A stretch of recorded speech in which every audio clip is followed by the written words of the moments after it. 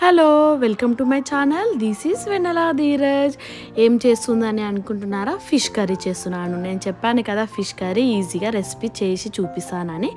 ముందుగా మనము మిక్సీ జారీలో ధనియాలు, జీలకర్ర, మెంతులు వేసి పొడి చేసుకొని పక్కన పెట్టుకున్నాను. ఇక్కడ చేపలను కూడా నిమ్మకాయ వేసి మంచిగా కడుక్కొని అయితే పక్కన పెట్టుకున్నాను. అవి కూడా ఒక బౌల్ పెట్టుకొని అందులో కొంచెం ఆయిల్ పోసి, కొంచెం కాదు మంచిగానే పోసుకోవాలి, ఎందుకంటే ఫిషెస్కి ఆయిల్ ఎక్కువ ఉంటేనే బాగుంటుంది.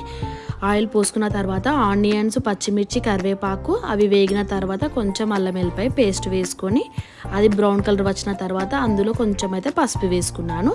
ఇక్కడ నేను టమాటాను కూడా యూజ్ చేస్తాను. టమాటా మిక్స్ చేసుకొని అది కూడా వేసేసుకున్న తర్వాత అది కొంచెం వేగి కొంచెం ఆయిల్ అనేది బయటికి రావాలి.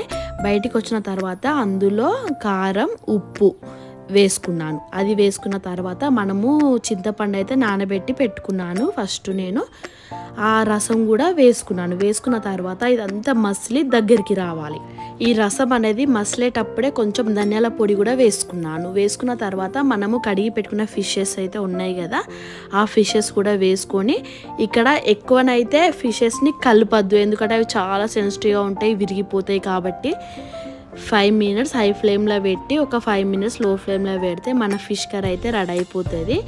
ఎక్కువనైతే కలపద్దు. మనం మూత పెట్టేసిన తర్వాత మూత తీసి చూసే ఈ విధంగా ఉంటుంది. మనం ఒక క్లాత్ తోటి కడాయిని ఇట్లా అనాలే తప్ప మనమైతే స్పూన్ అయితే ఎక్కువ యూజ్ చేయొద్దు. ఫైనల్గా మన ఫిష్ కర్రీ పైన కొంచెం గరం మసాలా, కొత్తిమీర వేసుకుంటే ఈజీగా మన ఫిష్ కర్రీ అయితే రెడీ అయిపోతుంది. నేను ప్రతిసారి చేసినప్పుడు అలా ఫిష్ కర్రీ ఈ విధంగానే ప్రిపేర్ చేసుకుంటాను.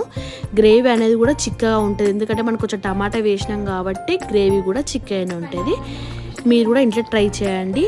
Subscribe my channel. Thank you.